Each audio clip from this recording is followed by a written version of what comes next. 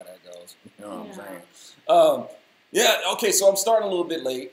I actually wasn't gonna do, and I didn't, me, clumsy man. I didn't even put out a notice that I probably wasn't gonna do Bible tripping today. Still got a lot of bugs to work out, man. I hate having y'all come in here. I mean, I appreciate the support so much that y'all still show up despite my clumsy behind. And all the gremlins that I got that messes, that messes up my broadcast. I'd be like, okay, I got everything in place. Everything should be working, and then something goes wrong. And you know what that means? That means that the devil really does not want me doing this stuff. Yes. Fiery darts from them. I'm telling you. And they itch. Them darts itch, boy. But you know what? That's all right, because I got that Savior salve, baby. So, but I try to do these things, man, and, I get these gremlins, but, I'm still trying to press through, and I thank you guys who show up and support and still want to party with the word, and so I thank you so much for that. Hopefully more folks are coming in, as I work this new spot. But, some of y'all might have noticed that I had a Facebook post earlier. I didn't mean to do that. I mean, I'm glad that folks were like happy to to see me posting on there, but there's some dust on there, man. All right. Glad folks were happy to see me on there, but it was an accident. Because like I don't really I ditched Facebook, man. Facebook isn't something I really want to use, and but sometimes I go back in, like if there's a contact or somebody that's like, somebody like, maybe in the industry or, somebody like that, that I was still connected with, I'll go back in there and, I'll get their contact and I'll say, hit them up, and see how they're doing or, see if there's a project that they might want to work on or something like that. And after I get it, I go and deactivate my account because, it's like you can deactivate it, but it's still there, So I but as far as I knew, I had gotten the information that I wanted, and I had deactivated it. But I went and posted a song, not on Facebook, but I had uploaded a song on Reverb Nation that I did with a buddy of mine, Todd Stevens, aka XL. And upon posting the song on Reverb Nation, it jumped it over to Facebook because, it's connected. But like I said, my Facebook account is deactivated. So even if it, try to shoot it over there to send a post, it can't because it's supposed to be deactivated. So the only thing I can do is that it was an error on my part that maybe I just didn't deactivate it as thoroughly as I thought I did. But I got the confirmation your Facebook account is deactivated and it'll still be here, wherever you want to. But, as far as I know, it was deactivated. And all this time, I guess it might have been, that might have been like for 2 weeks or something like that. So if you've been sending me emails there and if I haven't responded to you, I didn't even know. I didn't know that you were on there. I'm sorry. I didn't mean to leave anybody hanging. So anyway, that's what I'm about. That's what that's about. And so I guess you guys have heard. So I wasn't planning on releasing the song, like promoting the song yet. I just put it up. So much for that. But I hope you guys like the song and want to share it and, and support and stuff like that. So, as I try to bring some more of that to you. Let's see, what else? And thank you guys for those who are like saying, dude, Zoe, it's good to have you back on here, man. We missed you and all that sort of stuff. And I haven't seen your stuff. And I'm like, that feels great and everything. That's really great to hear. But look, there really isn't any reason for anybody to miss my stuff. You don't have to miss me. You don't have to. It's like, just go to my website. All you got to do is like, look, oh, man, when people be like, Zoe, man, I haven't seen your stuff in like months. Why have you not been looking for my stuff for months? All you got to do is just go to my website. You know my website, alfonsorachel.com. Just go to my website, man. You can get my stuff. Don't wait. See, that's what I'm trying to tell y'all. So you got these liberal platforms, man. They hate me. They hate conservatives. They don't like us. So it's not like they're going to try to help promote our stuff and show our stuff in feeds and stuff like that. Don't expect them to spoon feed our content to you. If you want it, you actually have to, pull yourself up by your bootstraps and come look for it. And it's not that far of a trip. It's just a little click of a mouse. Say, hey, alfonsorachel.com. See, this, because people be like, I haven't seen your videos. You haven't posted in like months. It's like, dude, I usually post like 2 videos a week. 2 videos, which means that just make a weekly stop. You don't have to do it every day. Just by the end of the week, hey, stop over by my website. Hey, I wonder what Zoe's been up to. Oh, dude, he's been talking about this. Cool, right? Don't wait for Facebook or Twitter or whatever to give it to you. And I know people like, you need to get on Gabai. You need to get on Codius and stuff like that. Y'all ain't looking for me there. I've been on there. I've been on there for months. You know, so you can't, I'm not trying to blame Facebook or anything like that. It's like, look, man, I be doing my thing. You know, it's like, look, and I understand if the thrill is gone and people don't really care to look for my stuff that much anymore, then let's just call it like what it is and say you don't really care to look for my stuff anymore because you just talk about the Bible too much or anything like that. Okay, you know, that's what it is. But let's not say that it's Facebook hiding my stuff because it ain't all that. It's a lot of it, but a lot of it is just, you know, take a little self-initiative and just say, hey, so what you been up to, man? You know, just pop over my website, you know, a couple times a week if you really want to see my stuff. And, you know, because we'd be like, oh, man, I missed you, man. I missed you. You don't have to miss me. It's just a little, it ain't going to cost you no gas money. You know, it ain't going to cost you that much time. Just move a click of the mouse and just go on over to my website and see what I'm doing. Guys, we want to see you. We miss you. Yeah, y'all, I be missing y'all too. And I'd be like, where'd all my peeps go, man? Did they ditch me? You know? It's like, I don't get me wrong, man, because everybody's got, you know, we're trying to do our thing and stuff like that. And, you know, it's out of sight and it's out of mind. And because there's people whose contents who I really dig, but I don't always keep up with it because it's not in front of me, you know, that much. You know, so if it's not in front of me, I forget about it, you know? And so I may not, you know, watch their stuff as often. And I know that's, you know, in Facebook and stuff like that, they bank on stuff like that. They bank on the whole out of sight, out of mind, you know, syndrome. So, you know, if they know that people don't see my work in the feeds, they're probably not going to, you know, really look for it. So I understand that. And as it is, I haven't been making a lot of Zola. I know, you know, some people want my political stuff, but I haven't been doing the Zola videos because, dude, you can't really just do those for free. That takes a lot of, you know, I got to put in on that, you know, to do that. And if I don't have the support, if I don't have the contributions, and YouTube, you know, pulled away my monetization to do them, you know, I can't just keep doing that stuff for free. All that's 9 to 5 instead. Yeah, you know. So if I don't have the contributions and I don't have the monetization, I can't just do that. That stuff's not free. You know, and I know people have their reasons. You know, then there's on the other end of it, you know, there's some people who, you know, don't want to watch the Zoloft because you know, it's like, well, Zoe, you say the same things over and over again. It's like, no. I call out liberals who say the same thing over and over again. Okay, they understand that if you keep repeating the lie, people will start to believe it. So I would think that some people would be a little grateful that I'm there consistently saying, no, that's bogus. I'm calling you out on it. Sorry if it's redundant, but that's what they're doing. They're redundant. I know some people, you know, it's like, oh, well, we don't want to hear all the religious stuff. It's like, look, man, if you like my conservative commentary, you have to understand that this is where I get it from. You know, it's like we just like your political stuff. We just like, it's like, dude, my politics don't come from my own head. You have to understand, I'm an idiot. Okay, I'm really not a smart guy. It's like proof of God's existence that if I say anything smart, it's only because He said it through me, not because of me. You know, it's like don't count on me to be like this smart guy. It's like I'm not. If I said anything smart, He gets all the credit for it. Trust me. You should see my high school grade point average.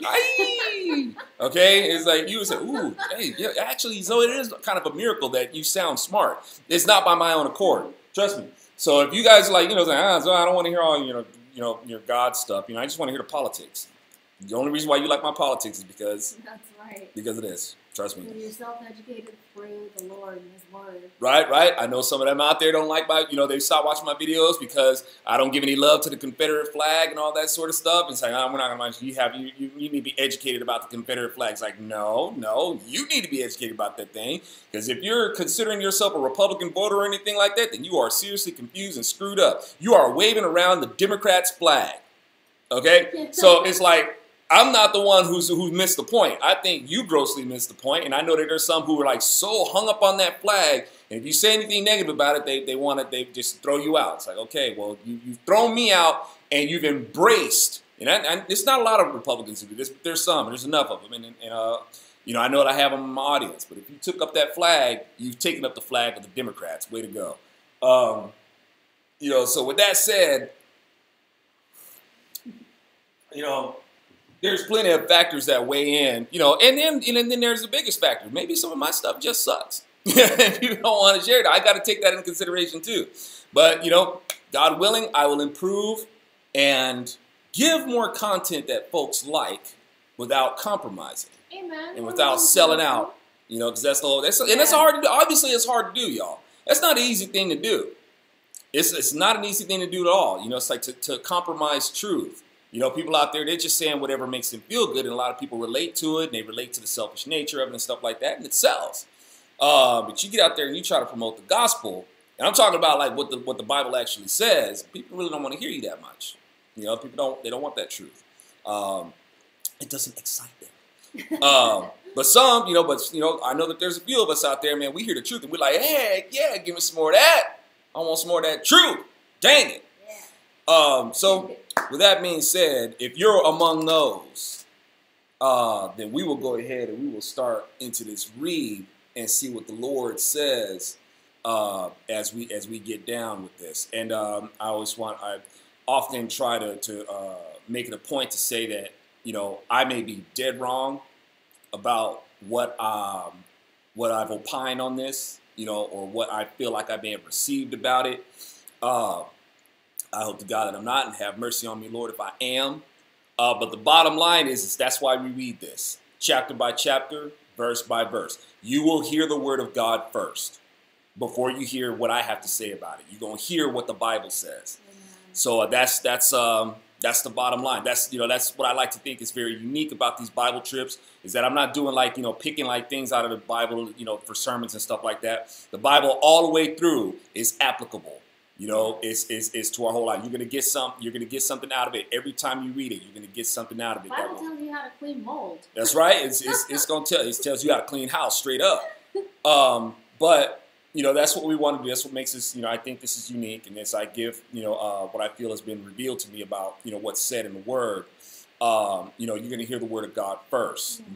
That's the bottom line, period. Chapter by chapter, verse by verse. Well, did somebody have a comment? We've got Matt and Danelle here. We've got our buddies in the house. What's up, y'all? Always glad to see you. Thank you. Okay, let's see what we got.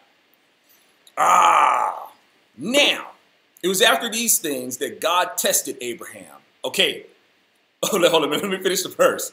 Right now I'm excited. Snap. We got something right here, right? Okay. Now, it was after these things that God tested Abraham. He said to him, Abraham. Hineni, he said. All right. Which means here I am in Hebrew. Okay, look here. Notice it says he tested Abraham. Now, when you get tested, there has to be something that has prepared you for the test. We prepare for tests. Okay? So this wasn't something that just kind of dropped in Abraham's lap just out of the blue. He was primed for this. Let's see how he was primed for it. When Abraham said, here I am, then he said, take your son, your only son, picture of Christ right here. Take your son, your only son, whom you love. Right? Dig the cadence right there. This is my son with whom I'm well pleased. Right? This is my boy right here. Awesome. How God lays it out there. I think he said it like twice. He said that at Jesus' baptism, and he said that on the Mount of Transfiguration. This is my son.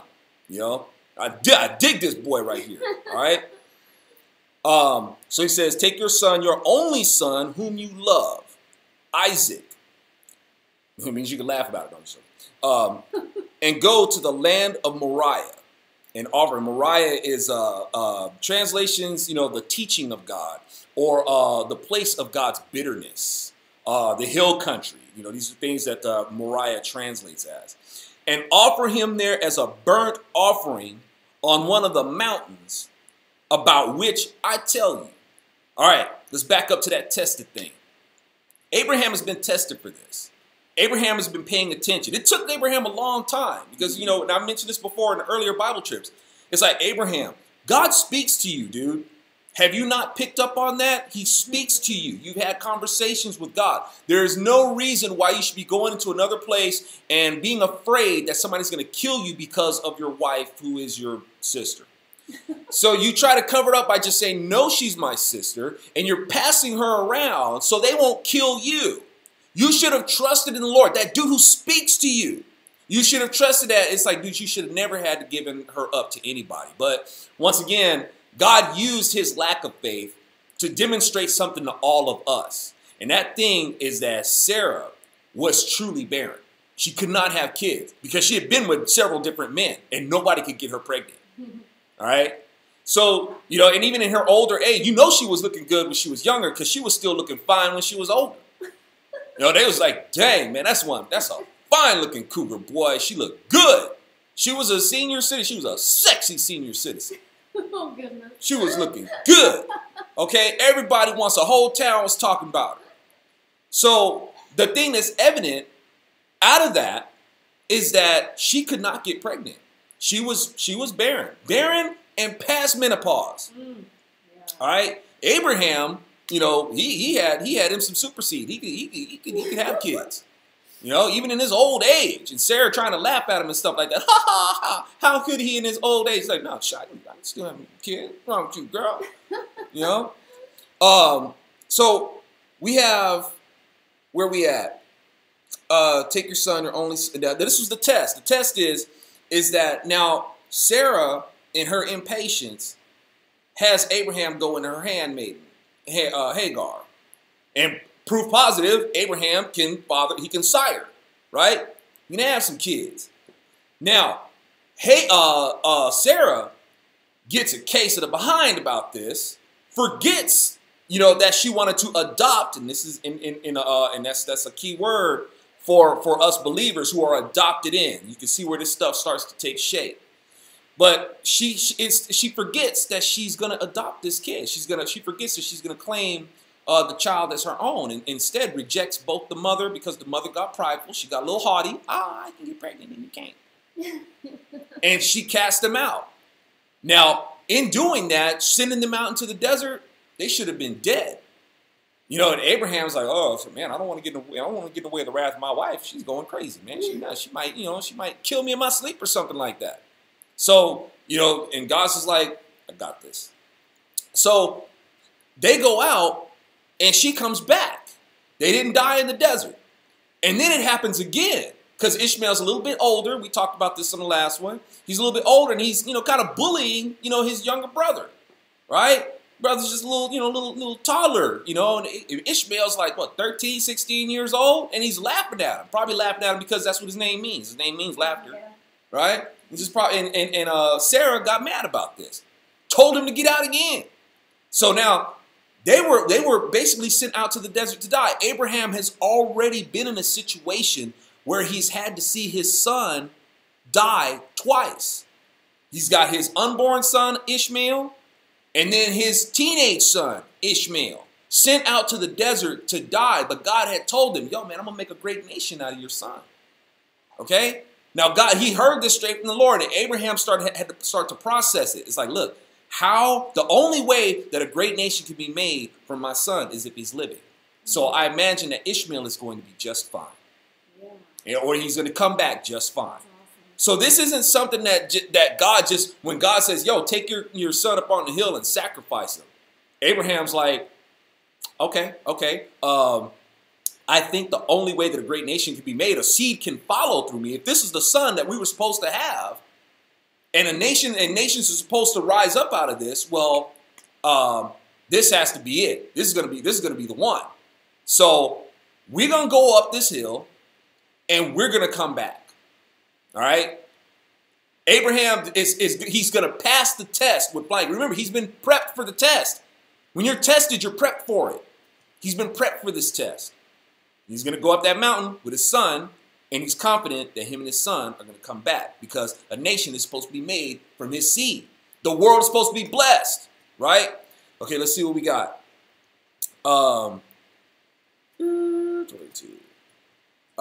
3. So Abraham got up early in the morning, man. Saddled. I bet it's like this might have been the beginning of him not being a morning person anymore. He started with that. It's like, what kind of morning is this? Man, I gotta get up in the morning. I gotta go kill my kid. Dang. All right. So got up early in the morning, saddled his donkey. Oh, so the son that he's gonna sacrifice, gonna put it on a donkey. You know, that thing that Jesus came riding in on. Another picture of Christ right there. All right. So Abraham got up early in the morning, saddled his donkey, and took 2 of his young men with him. And Isaac, and interestingly enough, I think it was 2 of the disciples that were told to go get 2 of the disciples, right? Yeah. Which ones were I don't remember this stuff. Look, y'all, that's where you guys can do your homework. Look it up and figure out which it was a couple of disciples that were told to go get this donkey, the foal of a colt. Was it a colt? I reckon Peter and John, yeah. Something like that. Get the foal of a donkey, right? Okay. I bet you Matthew knows. Yeah, Matthew. Matthew's like our, is our teacher's assistant. And what am I talking about? I never claimed to be the teacher. I'm the student just like y'all. I'm just sharing my Bible studies with y'all. You know how we do. So he's a fellow class clown. Yeah, there you go. Okay. Saddled his donkey, took 2 of his young men with him, and Isaac his son. He split wood for the burnt offering and got up and went to the place about which God had told him. On the third day, Abraham lifted up his eyes and saw the place from a distance. Abraham said to his young men, y'all go ahead and chill right here with the donkey. As for me and the young man, we'll go over here, worship, and return to you. We both going, we both coming back. Then Abraham took the wood for the burnt offering and put it on Isaac his son. And as we've discovered, that's a parallel with the wood that was placed on Jesus. You're going to carry this wood up there, right? So this wood is placed on Isaac to carry. Another picture of Christ. Let me see. In the hand, he took the fire and the knife. So the 2 of them walked on together. Then Isaac to Abraham said to his father Abraham, my father. Then he said, here I am, my son. He said, look, here's the fire and the wood, but where's the lamb for the offering? This is curious. Curious. It's a little awkward, right? Okay. And I think, man, and this is the thing that check this out. This ain't just gonna be he's gonna slaughter them, sacrificial slaughter, and burn them. Burnt offering. Isaac was called up to be a burnt offering. So now this makes me think of y'all. When people, it's like you got some who are a little on the pious side, and they can't wrap their minds around that Jesus went to hell. Jesus went to hell, y'all. He went to the place of fire, right? It's like, it was almost like he was a lamb that was slaughtered and was burned, right? Went down to the place, but, it didn't affect him because he went down as a living testimony. It's like, look, the fires don't touch me. Yes. Just as when I was in the fire pit with Shadrach, Meshach, and Abednego, right? I was in there. The fire didn't hurt him. He was in the fire 7 times hotter. That burned everybody else, but not him, okay? But Jesus was sent. He was dropped in hell, burnt offering. He was sacrificed and then taken down as burnt offering. There's a picture of him right here. Isaac was meant to be slaughtered, the lamb slaughtered and then burnt offering. Okay? Let me see. Then he said, here I am, my son. He said, look, here's the wood, here's the fire and the wood, but where's the lamb and the burnt offering? Awkward.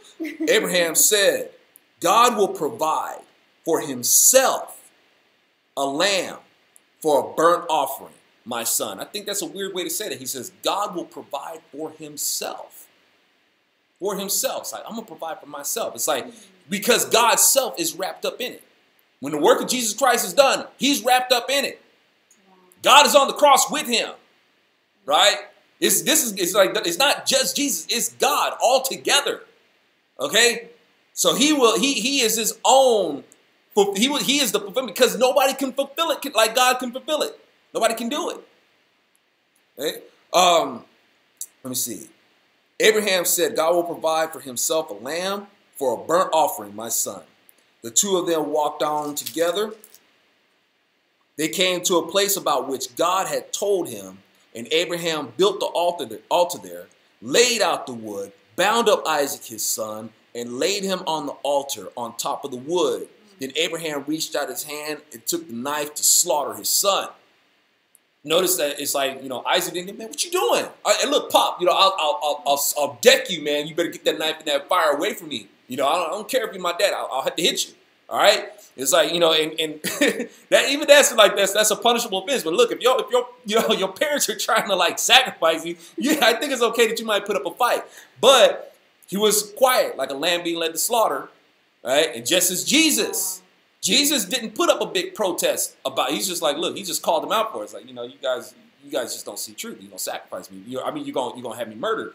But He's just asking him, why are you going to do that? But it's not like Jesus. The only big fight that Jesus put up was about the money changers. He put up a big fight over that. He's like, y'all, my temple, my place. Notice right there when he says that, that's him claiming to be God. He says, my house will be a house of prayers. My house. Okay? So that's a very famous incident that happened. And everybody looks at that. Oh, Jesus was turning over tables and was fighting against the money changers and all that sort of stuff. It's like, yeah, Jesus also claimed to be God in that instance too. Okay? So in this one, just like, but Jesus, when it comes to, when they arrested him, didn't put up a big fight. They arrested him, led him away. Okay? It's right here. Same thing. It's a picture of Christ. So he put up no protest. Pops picked him up, put him on the wood, put his hand on him. He's getting ready to give him the stroke, right? Let's see. But the angel of Adonai called to him from heaven and said, Abraham, Abraham. He said, Hineni. Then he said, do not reach out your hand against the young man. Do nothing to him. It's like Abraham's like, I imagine like Abraham like snatched his hand back like, because I already can't reach my hand out to him. I already put my hand on his head. I'm getting ready to cut him. Right? So put his hand back behind us. I wouldn't go do nothing. I wouldn't go, no. Okay? Do not reach out your hand against the young man. Do nothing to him at all. For now I know that you are one who fears God. You did not withhold your son, your only son, from me. It's like, well, God, did we have to go through all this, man? Didn't you know that already? Aren't you the one who can see into the heart? You made the heart. You can see into the hearts of men. You can see into the code, man. You know what's going on. What do we have to go through this? What do you mean now you know? Now you, of course God knew. Of course. Okay? But God is positioning himself as the prime key witness. I'm the key witness. If this satisfies me, which I already knew he was going to do, but I'm going to let this thing play out because it's not going to be any good to put it in there as in the word as a hypothetical. Now, that wouldn't be a very good testimony. Hey, I can't put God's like I can't put that in there as a hypothetical for other people to read. Oh yeah, according I'm God and I know this Abraham would have done that. It's like no. I'm going to have to let this thing play out. Now I'm going to give it my stamp of approval. God saying I know. Now that you are solid in your faith. And if it's good enough for me, it for dang sure should be good enough for you, for everybody else. So don't get the Bible wrong, guys. God already knew what Abraham was going to do, but he had to let it play out. It wouldn't be a sufficient testament to play it as a hypothetical. All right? Let me see. Then Abraham lifted up his eyes, and behold, there was a ram just caught in the thick bushes by its thorn. So Abraham went and took the ram and offered it up as a burnt offering instead of his son. Abraham named the place Adonai Yireh, or Jehovah Jireh, right? As it is said today, on the mountain, Adonai will provide. Now, interestingly enough, y'all, it wasn't a sheep, or a lamb that was caught in the thicket. It was a ram by its horn. And I think this is interesting, y'all, because now that Jesus has done his work on the cross, Jesus is beyond, a doubt for anybody who's prepared to receive truth. Beyond all doubt, the truest king. He has defeated every enemy that can be defeated. The greatest enemy that he's already proven he can conquer disease, famine, poverty. He's like all the things that ail us. He can defeat, and he's defeated death. This would and he, even though he is the Prince of Peace, y'all, that means that he is also the greatest. The greatest. Now, and because he's the greatest because he is the Prince of Peace, but he brings upon peace with a war, and he has proven that he is truly the God of war. Because he has defeated the greatest enemy of us all. And because of that, we will have everlasting peace. He truly is the Prince of Peace. But he will be the God of war also. And this is demonstrated by him being, pictured here as a ram. A ram is associated with war, right? So he's not just a sheep that's slaughtered here. He's represented as a ram And if this war god is going to go into battle, and he is going to be killed, but he's so hardcore that he demonstrates that, dude, I'm beyond somebody who's, just invincible, right? I'm like somebody being who's immortal, right? Immortal for all intents and purposes, who could never die, right? That's one thing. Like, it's a person who could never die. That's one thing. But a person who can be killed and go on the other side of death and come back, that is flipping hardcore. Okay, that's Houdini, like to the millionth power. All right, to escape from death. Like, he didn't escape death. He whooped death behind. Yes, amen. Right. Yeah. And then he came back. He went into death's own house. Right. Wow. Choked death out in his own house and came back. That's how hardcore Jesus is. True God of war, who will bring everlasting peace. Now, the ram is associated with Ares. Ares, the god of war. So when we look at or even I think we have I think in Egypt, their greatest god, I think, I could be wrong about this. I know that we have like a Horus and we have Amun-Ra. Amun-Ra, I believe, is the head of a ram, right? So you have your strong gods, your war gods are depicted as rams. So you have Ares, the god of war in Greek mythology, who is represented by a ram. And in the Roman, his name is Mars. And that's where you get the term martial from. So when we talk about martial arts or the art of combat, that's where that comes from. Martial arts come from the term Mars. So I'm just saying, I think that's interesting that in this, because of Jesus' sacrifice, Jesus is going to go into war. He's going to get killed in battle. Okay? He's going to get, before the war, y'all, the war hadn't even been brought yet. When Jesus comes back, oh, man. People be talking about how God is in the Old Testament. Oh, God is vengeful. Man, you obviously hadn't read the New Testament. It's going to be bloody. I'm not happy about that. Don't get me wrong. I'm just saying, I'm just saying, God is just somebody that you don't want to mess with. And I am so glad that, me and y'all who are listening ain't looking to be on the business end of his wrath. That's the thing I take joy in, is that we get it. It's like, look, we do not want to we do not want to have our behinds meet his boots. We don't want that. Okay? We're smart enough to know that we do not want that. We want to be on the other side of it saying, oh, dang, you know what? You should accept the Jesus. Yeah. Right? Okay? So what do we have a comment? Yeah, Matt. It's funny. So when people ask me what would Jesus do over an individual I'm mad about, I either say, that's brilliant, you got it, or take a leather strap to them, or I ask, what would Jesus do based on which coming? Right? Exactly. I like that. Based on which coming. I'm going to start using that. Matt, that made me think of when Jesus turned, we could make a spoof of that, man, like a spoof video where it's like World Wrestling Federation where Jesus going to start picking up those chairs, now wrestlers like to hit each other and like, oh yeah, take that, brother, and like tossing people out of there, tossing them out of the ring and all that sort of stuff. It's like, yeah. Bottom line is, like, you don't want none of it when he's going to get mad. Oh, boy.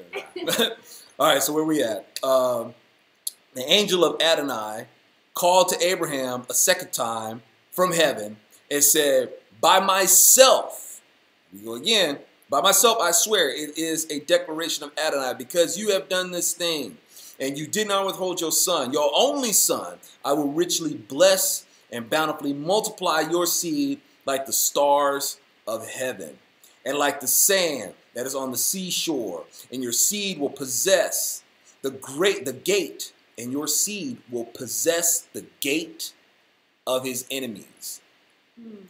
Right? Let's look at that right quick. So this nation is gonna get huge. Right? Now, if you look at it now, he's talking about the Jews, and right now it don't look that way. The only way, I mean, I'm telling you, it's like, when we think about the population of our brothers Israel, okay, when we look at that, we're like, okay, God, that doesn't seem to be playing out, which means it's going to be supernatural. This is when the new earth and new heaven are here. Oh man, nations are going to, they're going to explode. I mean, it's like, because the universe is going to be our backyards, y'all. We're not going to be limited here to earth. You know what I'm saying? It's like, can you imagine a population so big that it's bigger than all the stars that you could count? Don't even bother trying to count them. Don't bother. Don't bother trying to count the grains of sand on the seashore. Don't bother. That's how big it's going to be, right? And you know that we can't ever take up too much space in the universe. So God is letting them know. It's like, yeah, man, it's going to be that much. Your seed is going to, I mean, man, you got a seed in you, boy. All right? So now he's telling them, by myself I swear as a declaration to you, declaration of Adonai. Because you've done this thing, you did not withhold your son and only son, I will richly bless you and bountifully make your seed like the stars. Where was I at? And like the sand of the seashore, your seed. Okay, right here. Your seed will possess the gate of his enemies. Okay, we're talking about Jesus. We're talking about Christ. The one who holds the keys to hell and death. All right, that dude, you know, the one that people say that didn't go to hell. I mean, I was like, how you going to get the keys, man? All right, that dude. And when he says the gates of hell will not prevail against it, yo, I own these gates. Okay, I'm the power over these gates. But the thing is, y'all, those gates, when it says the gates of hell, it's a weird thing about the gates of hell. Because you got these gates, and how they going to prevail? You know, the gates of hell won't prevail against the church. So it's like, you know, you got these. What's trying to either come out of the gate? You know they can't come out of the gate. The power in the gates of hell, right? The power is the idea. On this, but just imagine these gates are like also that are images projected on this gate. And the images projected on this gate say that Jesus is not the way. You can get to heaven or nirvana by way of Islam or through Hinduism or through Buddha, or you can or any of these New Age or any of these cults or something like that, or by your own merits, by your own self-righteousness, or do whatever you want, and you can make it into heaven. That's what the gate says. That is the gate of hell. The gate of hell is what's going to tell you. It's going to have these images projected on there that says that you can do all this. You don't need Jesus. But if you're in Christ, those images and those so-called philosophies, they don't faze you. They will not prevail against his church. You cling on to Christ and you will not be suckered by the images on the gate. That's the gate's power, right? But if you give in to that, well, the gate's going to open up for you and you can just go ahead right on in. It's going to shut behind you. All right, so we don't want to be that guy, and this is prophesied to Abraham right now. In your seed, all the nations of the earth will be blessed because you obeyed my voice. And let me see, where was my? There it is. Multiply your seed like the stars of heaven, and like the sand that is on the seashore, and your seed will possess the gate of his enemies. All right. Okay. Then Abraham returned to his young men, and they got up and went together to Beersheba. Then Abraham dwelled in Beersheba.